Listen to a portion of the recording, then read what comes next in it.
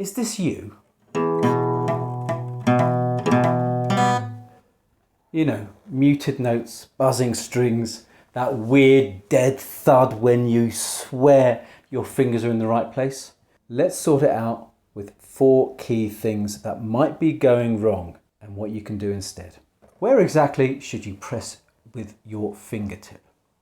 This is one of the biggest reasons your chord sounds might be a little off. So you want to press just behind the fret wire. So this is the fret wire and just behind.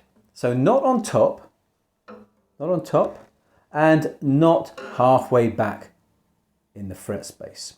So the closer you are to the fret without touching it, the less pressure you need and the clearer your note sounds. So as I said, if you press on top, that's quite a dead sound, listen.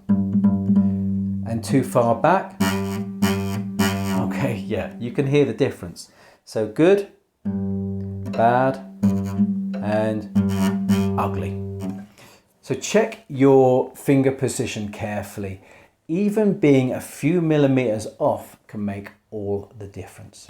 Cramped fingers, well, it's probably your hand position. If your fingers feel squashed or you can't quite get them where they need to go, check your wrist and your thumb. So with your wrist, you want to keep your wrist relaxed and only slightly bent. Okay, just slightly bent.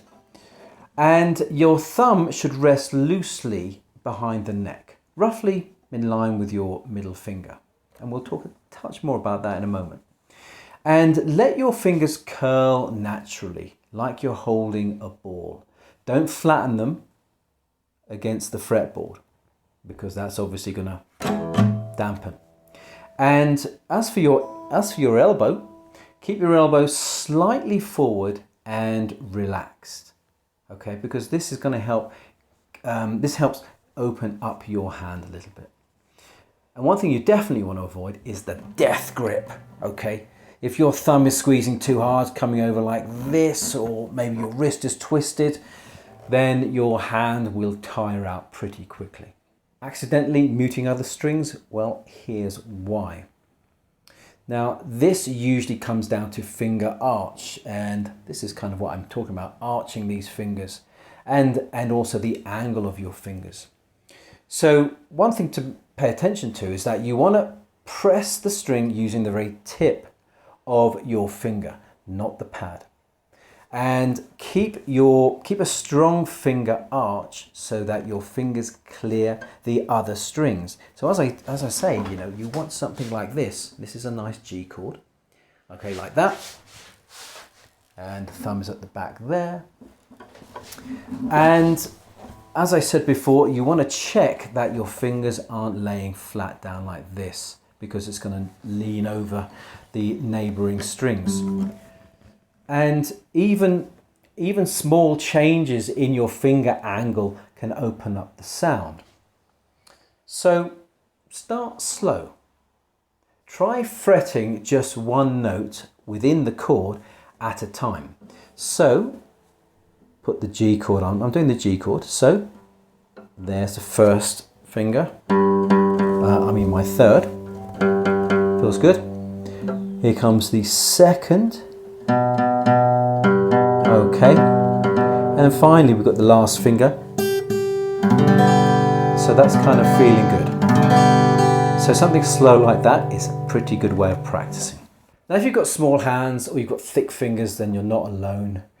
If you're struggling to fit your fingers on the fretboard, don't panic. There are adjustments you can make. And I should know, I've got pretty small fingers. So try slightly changing your finger angle, even just a small shift towards the headstock, which is that way, can give you more space. And be extra precise with your placement. Closer to the fret means less pressure, which means less finger spread. Now there are some chords, for example the G, that allow for different fingerings. And so you could try swapping your fingers and using another fret fingering. Now, thumb position matters here too. Now make sure it's, as I said, lower it slightly behind the neck and that'll give you more reach. Okay, and when you do lower your thumb, the angle of your wrist will just change a touch. Also, your guitar setup can make a huge difference. You know, a slimmer neck or a lower action, that is when the string to the fret is even less, can make a massive difference.